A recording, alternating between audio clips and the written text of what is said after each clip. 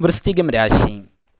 വിശാഖം നക്ഷത്രത്തിന്റെ അവസാന കാൽഭാഗവും അനിഷവും തൃക്കേട്ട നക്ഷത്രവും ചേർന്നിരിക്കുന്നതായ വൃശ്ചികം രാശിക്കാർക്ക് വ്യാഴം 2015 ജൂലൈ മാസം 14 തീയതി വരെ ഭാഗ്യസ്ഥാനത്തും അതിനുമേൽ കർമ്മത്തിലും, ശനി 2014 നവംബർ 2 വരെ 12ലും അതിനുമേൽ ജന്മത്തിലും, രാഹു 11ലും കേതു 5ലുമാകിയാൽ പൊതുവെ ഗുണദോഷ സമ്മിശ്രമായിരിക്കുന്ന വർഷമാണിത്.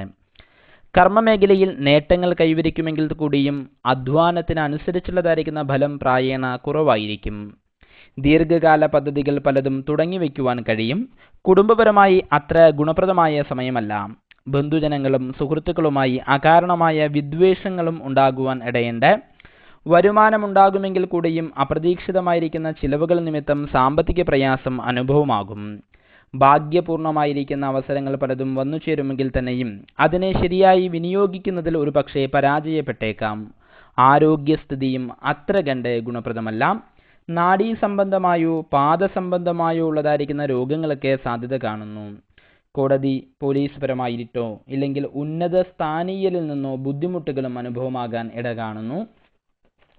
വാഹന സംബന്ധമായുള്ള ഇടപാടുകളിൽ ചില നഷ്ടങ്ങളും കഷ്ടതകളും വന്നേക്കാനും ഇടയുണ്ട്.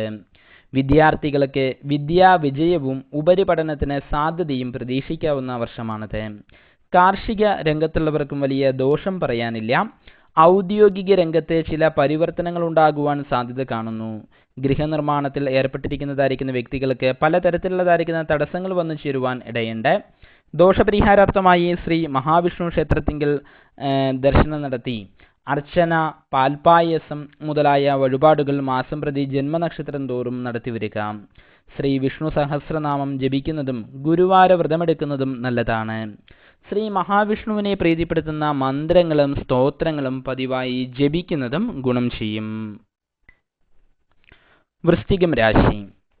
വിശാഖം നക്ഷത്ര